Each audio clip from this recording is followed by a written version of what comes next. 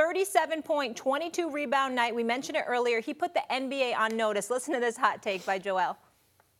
First of all, I'm glad we got the win. Second of all, this is one of the best defensive players in the league. And third of all, I've been hearing that these guys can't guard me better than anybody else, so I just had to come out and show that I'm the most unstoppable player in the league.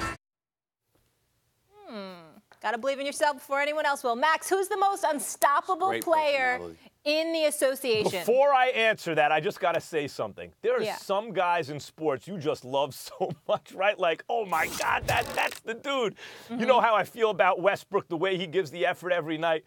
But Embiid, I mean, how good is it to have a guy like this in the league? He's not only talking about it, he is about it. He's about it. He plays defense like that, brings it strong in the paint, plus does like everything you want the guy to do. And then after the game says, these guys can't guard me. And don't forget, he got the better of the Greek Freak very recently and shut him down on defense. One-on-one on defense. I love me some Joel Embiid. And Stephen A., on rest, he is definitely in the conversation. You rest him, and in the playoffs, no second to back-to-back, he's in the conversation. But the most unstoppable player in the league doesn't even need rest, Stephen A. He played offensively. He played the second of back-to-back last night on the road. 3 of 4 games, three games in 4 nights on the road. And James Harden still gave him 57 points. There is no stopping him.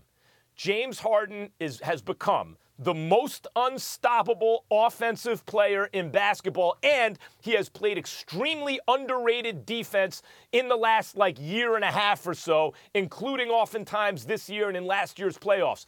I'll say this. The reason I get on Harden in the playoffs, you got to can those shots, is because I hate to bring it up, the only guy who can stop him is him, but that seems to be the case.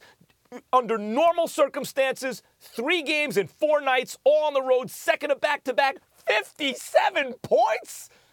Why can't you do it in the playoffs? He's got to do it in the playoffs because the idea, well, they're going to focus the defense on him. They do that in the regular season, and there's nothing they can do. The man is unstoppable.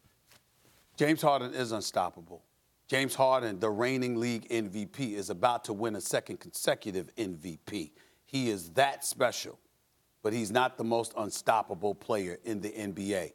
That would happen to be Kevin Durant.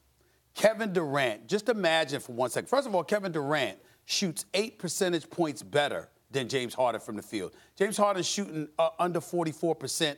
Kevin Durant is at 51%. Kevin Durant shoots the same from three-point range. Kevin Durant averages nearly 7 less shots per game than James Harden.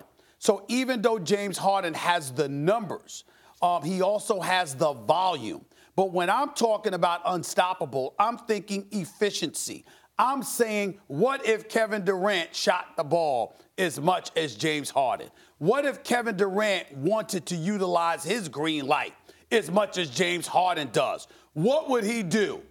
No different, possibly even better, because he's clearly more efficient. When you look at the fact that he's 6'10", with a 7'6" wingspan, with a handle, with a 3, with a mid-range game, just as effective from three-point range, more effective from the field, just as effective from the free throw line, and by the way, about 6 inches taller, with a wingspan that's about 9 inches longer. I'm sorry, when you talk about unstoppable, the only thing that stops Kevin Durant is Kevin Durant. And the fact that he is willing to be a bit more judicious in his sharing. But in terms of efficiency and effectiveness, in terms of being able to do what you want to do, when you want to do it, how you want to do it, on the offensive side of the ball, there is no question this Kevin Durant. And then there's everybody else. There is a question. And in fact, there's an answer. Kevin Durant's a better player than James Harden because, as you mentioned, he's taller and all that. And he does a lot of great things on offense, but he's also an elite defender and a versatile defender, and he's always playing basketball the right way. And I hate being on this side of the Kevin Durant argument. It seems like every time I open my mouth, it sounds like I'm taking a shot at him. I want to be very clear. One of the best players I've ever seen.